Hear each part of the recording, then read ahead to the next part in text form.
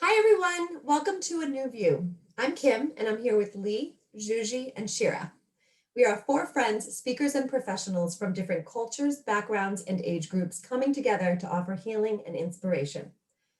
Our special guest today has dedicated her life to supporting women and girls. She is the executive director of Girls Inc. Long Island, New York, where her mission is to empower young girls to be strong, smart, and bold. She is also an adjunct professor, speaker, coach, and award-winning writer who has written numerous books, one of which was recently optioned for film. Renee Flagler is all about chasing your dreams, doing what you love, and getting paid for it. Renee, we are so excited to have you here today. Welcome. Hi, I'm Hey, happy to Renee. be here. Always happy to be amongst you ladies. Well, one question that we love to start off with all of our guests is, what is the best compliment have you ever received? When someone said, "I see your heart." That's beautiful. Love that. Yeah, I'm like, we do what we do because we do it, right? Because it comes from the heart. And I've gotten to a place where I get a lot of recognition. And it's great, but I don't do the work for recognition. So when when I'm recognized because I'm doing what I'm doing because it comes from the heart, to me that's huge, as opposed to, and it's not that I discredit any award that I've ever received. I'm honored whenever, someone says, we want to honor you or we want to acknowledge your work. It's great, but we don't do work for the recognition. We do work because we love to do it and because we want to make an impact. So when someone, when that person said that, it was kind of like they saw through everything and just saw that I had a good heart. And I'm like, that's what I want people to. I'm like, after that, it was almost life changing. It was like, that's what I want people to see. I want people to see my heart. So yeah, that was like Beautiful. the ultimate. That's great. There's so much in that one short sentence. Yeah, Like yeah. speaks volumes of what you're putting out there. That's amazing. We would love for you to share, to start us off with sharing about all, the amazing work that you're doing with young girls and teaching them how to love themselves, which is so important in this world. What led you there? Oh my gosh. So it was a long journey, but I will start by saying that the being the executive director of Girls Inc. of Long Island is, to me, such a privilege, right? So I always say I'm the proud executive director because I don't take that position lightly at all. The fact that we're able to impact the lives of girls in such amazing ways is just totally not lost on me. And for me to be able to be in this position, to be able to do this and have that impact, to me is just, it's like I'm honored. I'm honored to do it. So what led me there is, years ago, I worked in corporate America. I'll give you the short story because this is a long story. So I'll give you the short version. So, so I worked in corporate America for many years. And then after 9/11, corporate America was like the worst place to be for me. Well, not corporate America, but marketing, because I was in marketing. And I got to the point where I kept getting laid off. It was like, the marketing budget is always the first to get cut after 9/11, all the way through to about 2010. It was just a very difficult time for people in marketing, PR, advertising, any of those kind of fields. So I would get a job, I would get laid off, I would get a job, and I'd get laid off. But I also discovered that I liked marketing. I didn't love it. And I had gone from hating my job to liking my job. And then I started running into people who loved their jobs. And I was like, you could do that? Like you could love your job and, get paid for it. And so I was like, kind of, that's what I wanted to do. So I was looking for, like, how do I make that happen? Then I got laid off again. And I was like, you know what? I'm going to take advantage of this time and this opportunity to pursue my passion. I told my husband, this is what I wanted to do. And he was like, well, let's hunker down and let's do it. If this is what you want to try it out. And I was like, if it doesn't work, it doesn't work. Me following my passion at the time was writing. And if it doesn't work, it doesn't work. But I don't want to have regrets to say, I wonder what it would have been like if I would have tried it. So I got into writing, and it was actually writing that got me into my second passion, which was working with youth, because I would be asked to come and speak to groups of youth, like, oh, they've never met an author before, and especially have never met like an African-American author. So it's like, we can put a Black author in front of little Black girls or Latina girls or, whatever. And I was like, okay, yeah. I'm like, I'm in. And I did that a couple of times and I fell in love with it. And I was like, this is what I'm supposed to be doing. I'm supposed to be writing, and I'm supposed to use that gift to work with youth and impact the lives of youth and things like that. So that was the journey that started like in mid 2000, that started my transition into coming fully out several years later of corporate and going into nonprofit full time, working with youth, and also doing my own programs with schools with youth. And that's what led to eventually working at Girls Inc. and becoming the executive director. Wait, can I ask a question? Because I always love when we hear synopsis of things and they're like, and then overnight they became blah, blah, blah. You know, I it's know, like, right? so Overnight. when you left corporate when you left corporate America and you said, I want to be a writer, like you, and thank God for your husband, it sounds like he's so supportive, which is amazing. But what was the transition like between, like, did you just become a full-time, like, I'm just going to write a book? Like that must have taken you a hot second. Well, I'd already actually been writing because I loved writing, and I didn't pay attention to the fact that it was a passion. It was, to me, it was a hobby. To me, it was something that I did just when it was therapeutic. You know, I would create stories. I had already had a master's degree in media arts, where I wrote screenplays. I had written I wrote everything that was a write. I was a freelance writer, wrote for publications.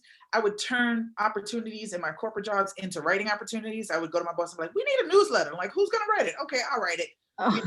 Like, you know, like, it's a PR thing. We need to connect with our audiences. Well, let's do a newsletter. So I wrote websites, newsletters, sales kits, like commercials, everything that Okay. to write. Yeah.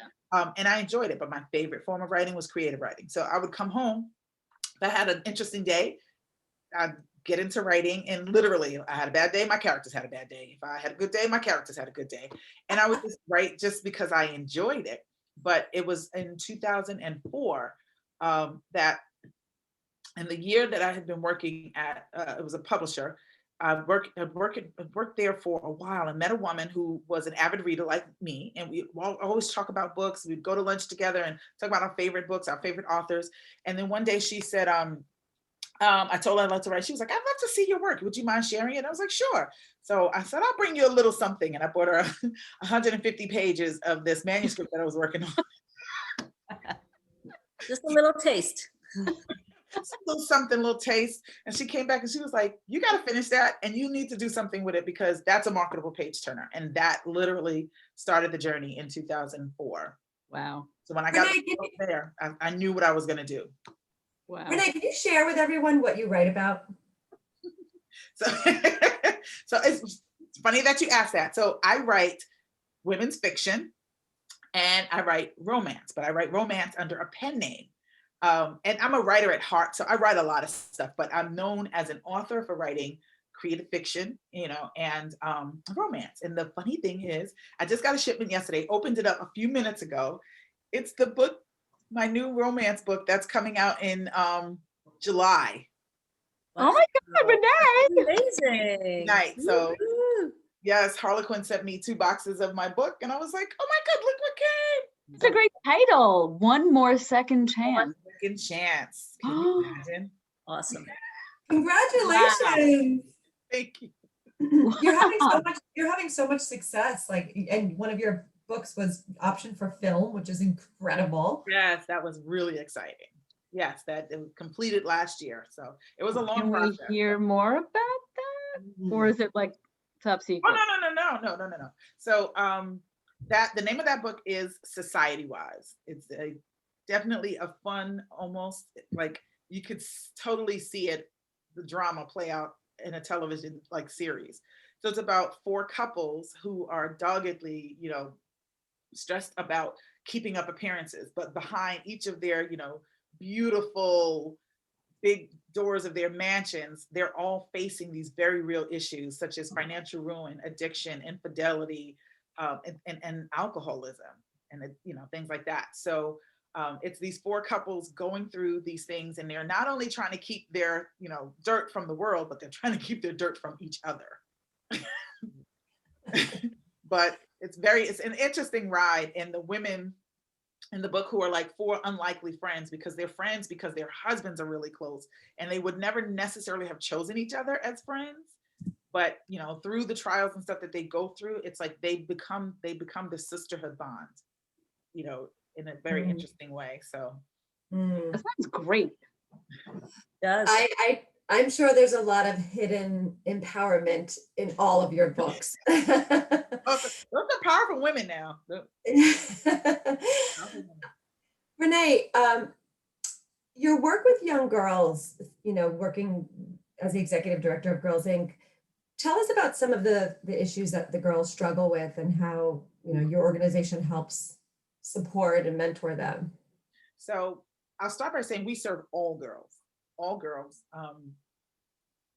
and empower them to be strong, smart, and bold. And our curriculum is designed to do that. We break up strong, smart, and bold in different curriculum areas. So everything that falls under strong is all of the health and the wellness, the mental health, wellness, everything that has to do with well-being, right? So physical, mental, emotional, and even, with sports programs and things kind of fall under that. So, coping and with all kinds of stuff, such as a pandemic, is really what we do under that strong initiative.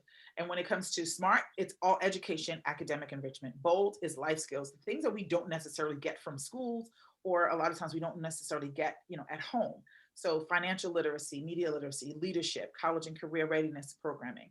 And so the impact on the girls are really major. And we are an advocacy organization. We aren't just programs. We advocate for gender equity and girls' rights. And our curriculum is born out of advocacy. So for example, we teach financial literacy because people don't learn it, and it's a necessary skill. I know I didn't get it. I learned how to manage credit by ruining my credit, and it's like, oh, this is what you don't do. Okay, gotcha.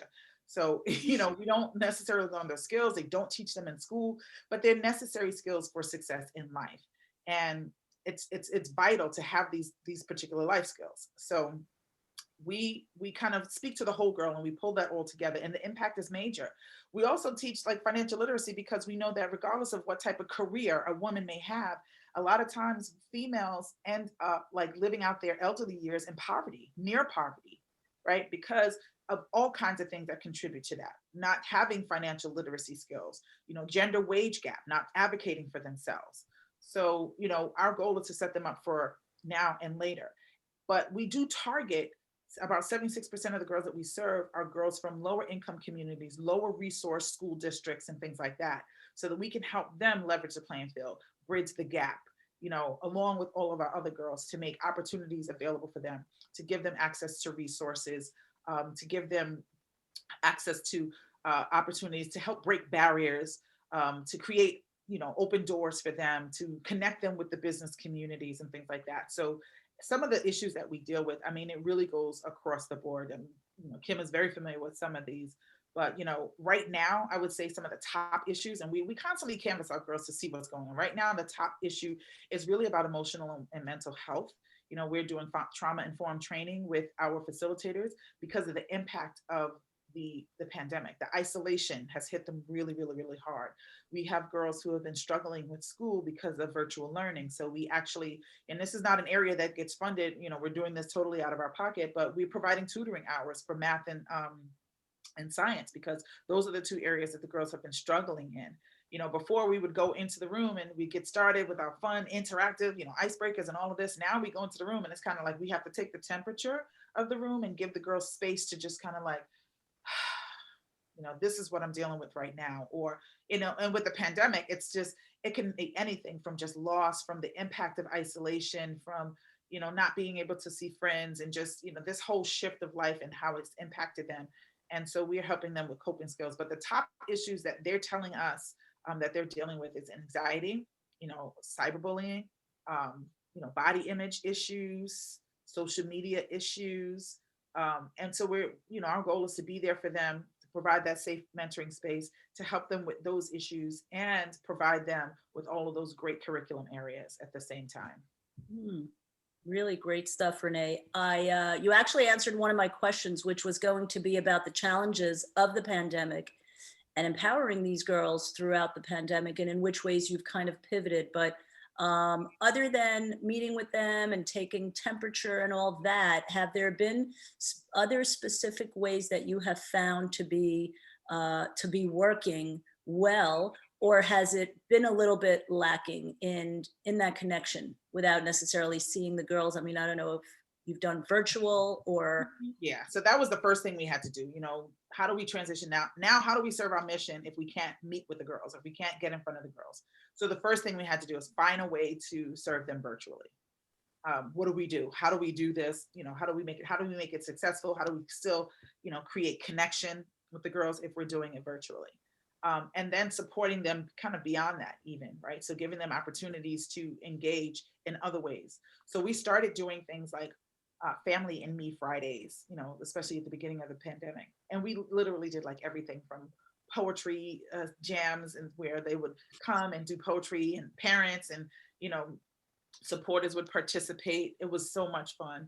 We did, after the whole, you know, explosion of George Floyd, we did racial justice and allyship boot camps, so that our girls can come on to either express themselves or say, you know, how do I be an ally? How do I support my friends? How do I, you know, what do we do? We brought in other groups to kind of help be a part of that. And we ended up having to turn that into a whole summer camp, which was amazing, where they did a week-long camp on just social justice issues, you know, starting with racial injustices, you know, and racial, you know, gender disparities, and, you know, how to advocate for causes, things, and how to be an ally if it's not something that directly impacts you. The virtual programming has been successful. We were able to get back into some of our schools through the virtual programs, as opposed to kind of putting everything, you know, on hold. So we've been able to continue to serve them. We've been able to continue to have our events to help support the mission. But the tutoring is probably one of the huge areas where we were able to provide tutoring hours for girls who are struggling in certain academic areas. And they can come on, and our facilitators actually, you know, helping them with math and science, helping them get through homework and things like that. Thank you. I actually have another very quick question to kind of follow up with that, is that with all of the challenges that young girls and, you know, humans have been experiencing throughout the pandemic, do you feel that with today's youth and everything they're going through, anxiety, the cyberbullying you mentioned, do you feel like a lot of that is kind of not acknowledged as much by society? We haven't really been hearing a lot about, you know, suicide rates, although there's been a huge increase. All of these All things. around, the mental health issues have been a huge increase. I just had a conversation with someone the other day, where a family member had, like, you know, just a kind of a breakdown type of situation. And they could not find a facility in New York to take her to because everything was full. He ended up in Connecticut. Wow. So like the family has to now travel back and forth on a weekly basis to Connecticut to support her, to be there for her. So it's a tremendous issue right now, and our girls are being impacted daily. You know, a lot of them have experienced loss, you know, loss of parents, loss of other family members, you know, the impact of loss of income for their families. You know, things like, how do you deal with school if you have, you know, 2 or 3 siblings and you have one computer in the house? You know, so now it's like, you know, that was one of our first issues, right? Going virtual.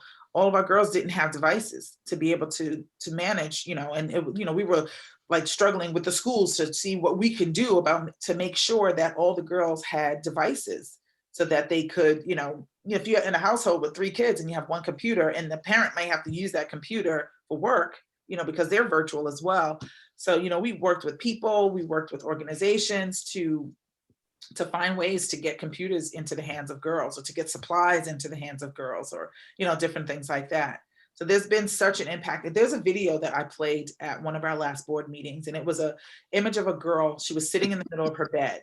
And at first she was just kind of looking around on her walls, and it was like pictures of when she was out doing things, out playing sports, and at barbecues or parties with friends. And then in the background, you can hear like the friends laughing and talking and all of that stuff or whatever. And then, but she's sitting there in a bed, and then she, you know, she just kind of like drops her shoulders, because it's like, you know, I remember when I could be outside having fun with my friends and doing all of these things, and you can just hear the fun in the background. And so she just opens up her computer and she's sitting in the bed, and then it goes through a time lapse.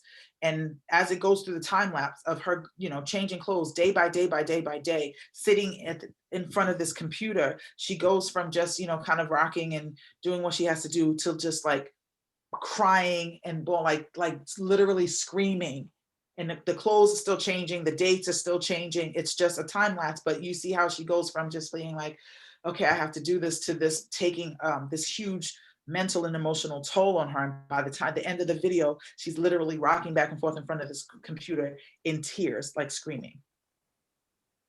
Wow. Wow. A little heavy, a little Yeah. heavy. But you're doing something about it. Yeah. And we're trying our best to just be there for them, just to, to get them, we're looking forward to doing some of our camps outdoors so that we can get them out, we can get them, into places and things like that. So we're doing everything we can to be there for them, checking in with them. Our facilitators reach out to them just to, make sure they're all right between sessions, or if we haven't heard from a girl, reaching out to the girl, staying in touch with our schools to say, to know how can we be a support to you for your girls? What can we do for our girls?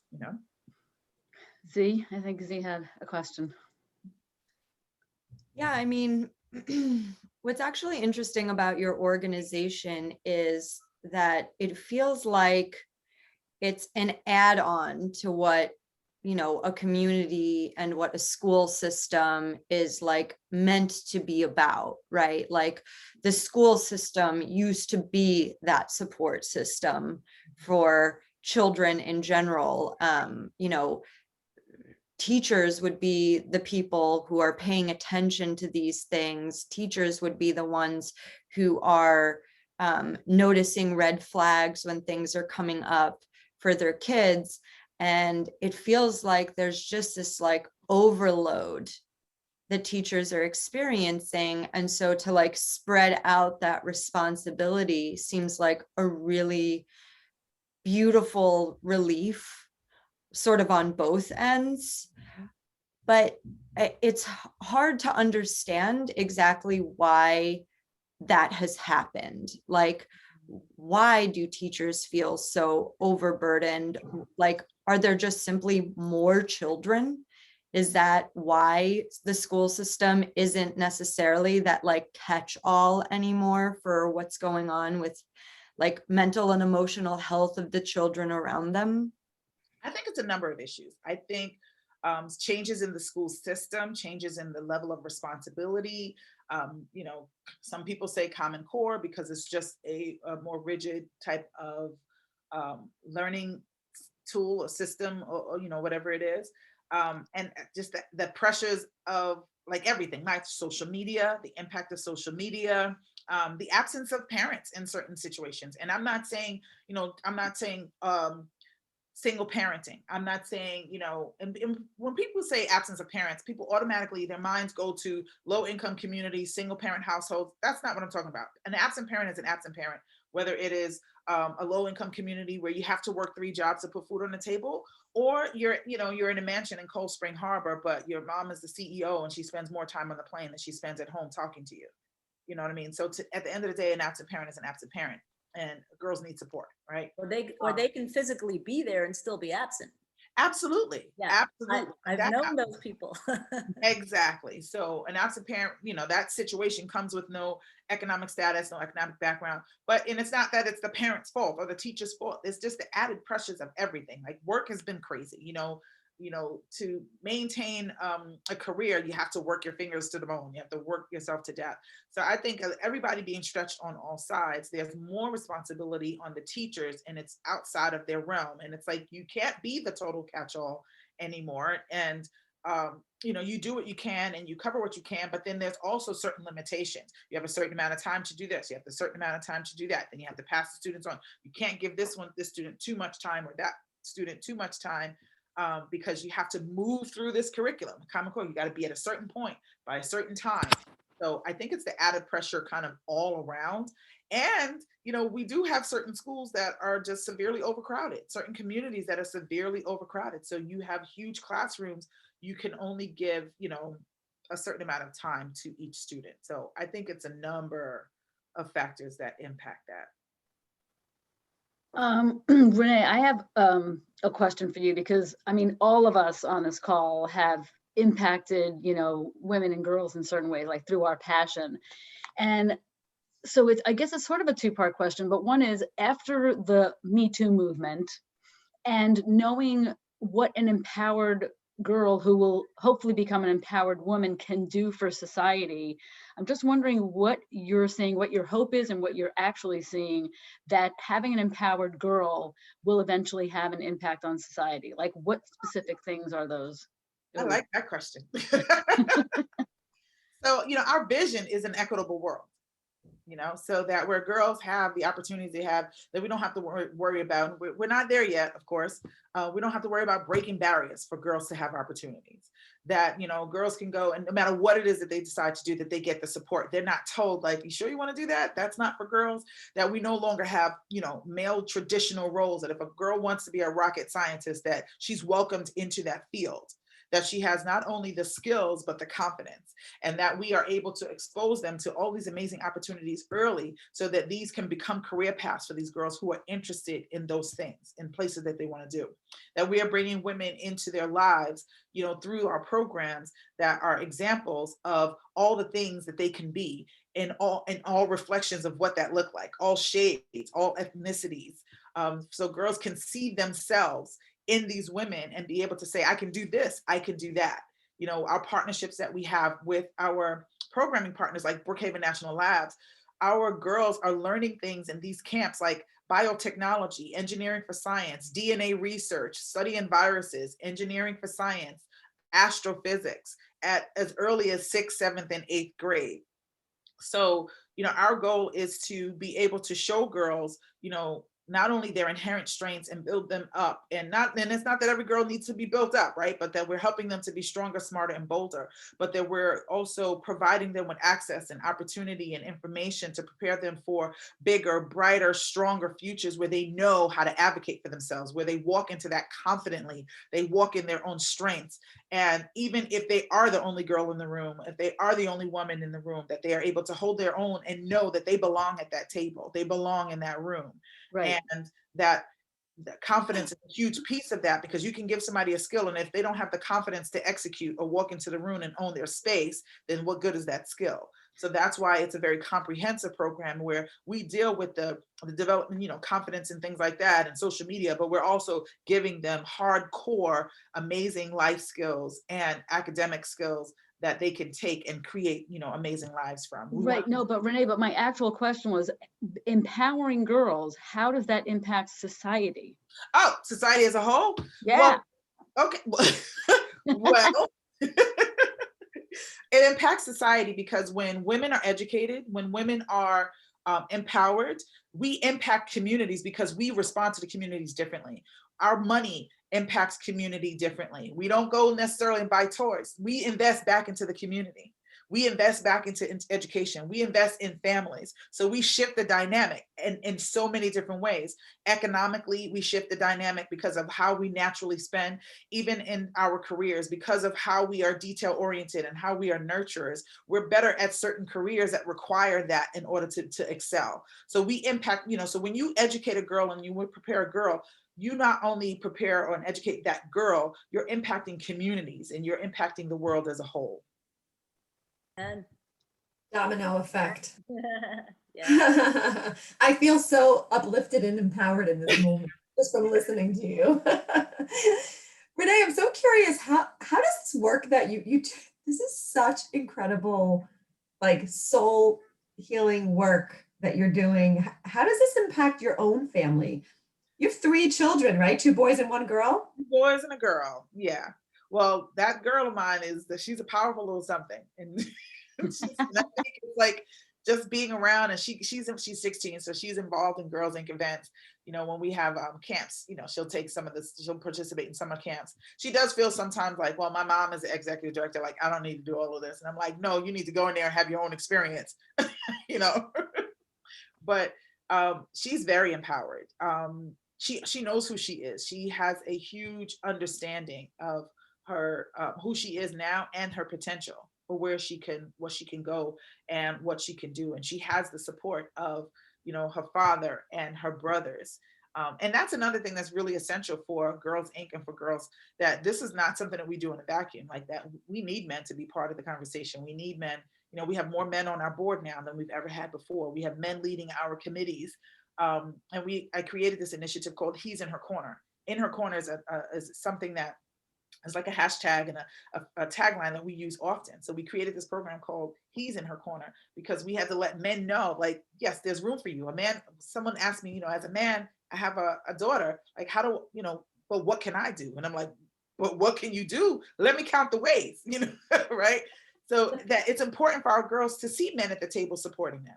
So this is Girls Inc. is not, girls versus boys. Girls Inc. is not anti-male. We're trying to create space to make sure that our girls have a fair and equitable access to everything in society. And we need men to be at the table to help make that happen.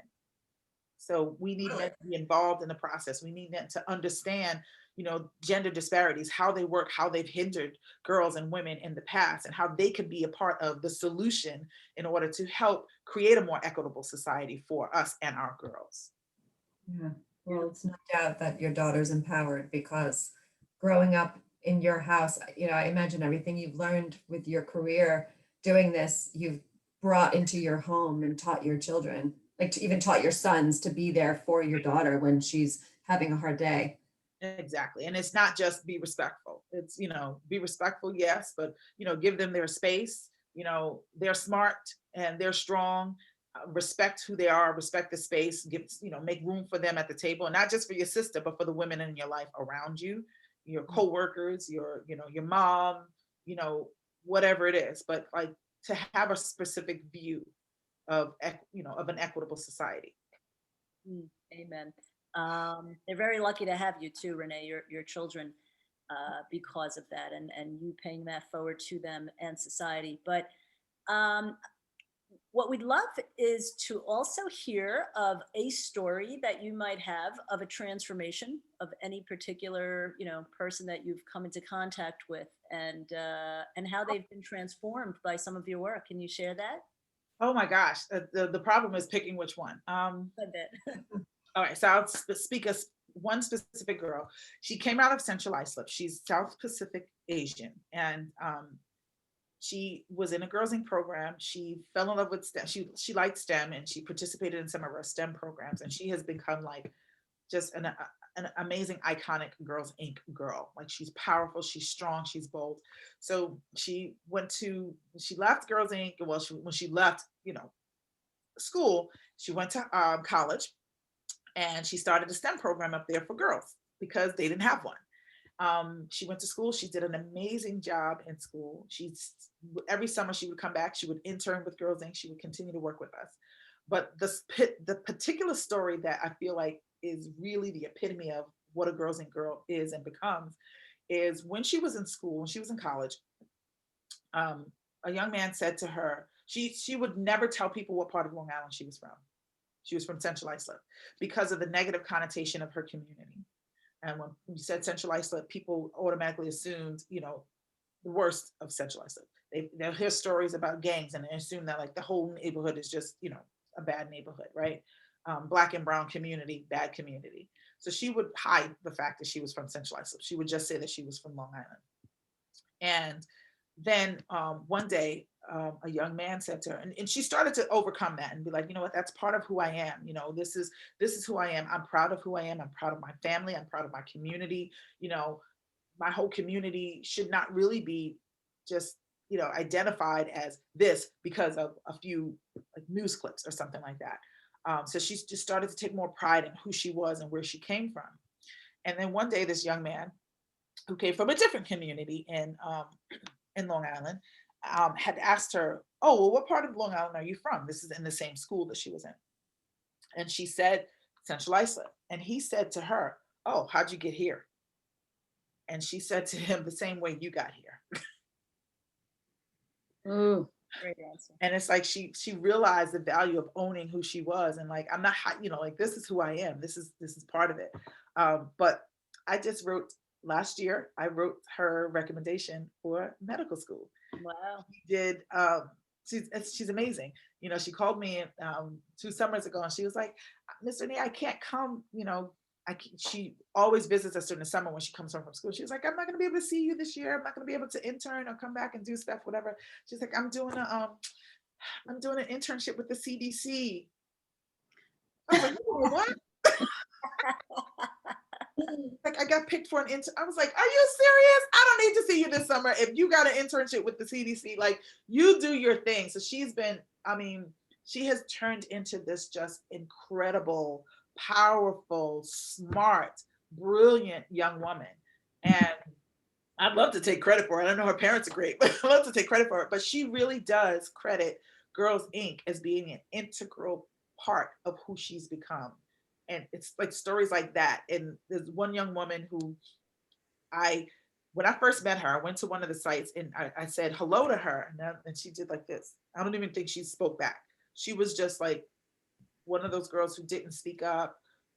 She had a lot of issues with just self-esteem and all kinds of stuff, and body image issues and things like that. And when you speak to her, she would just kind of look down, and if she said hi, she said it so softly, like you had to have bionic hearing to actually hear her. And when her transformation was amazing.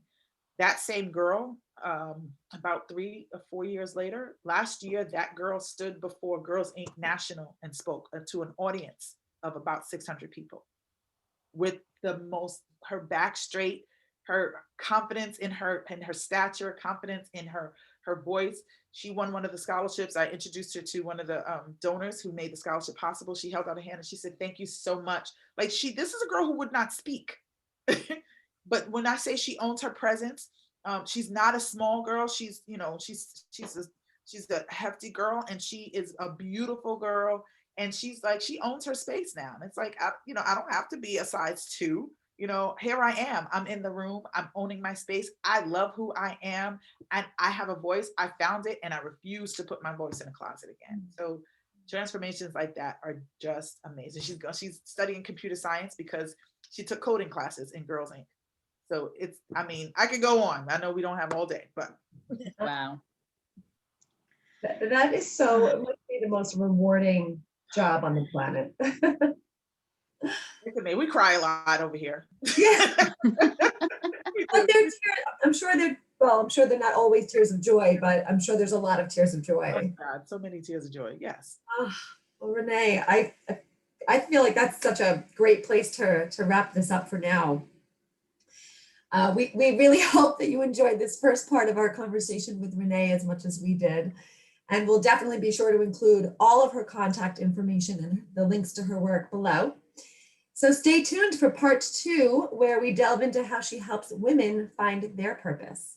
Cannot wait. If you like our videos, please subscribe to our channel and be sure to let us know if you have any topic requests or questions by commenting below. We'll see you soon. Thanks for watching. Bye, everybody.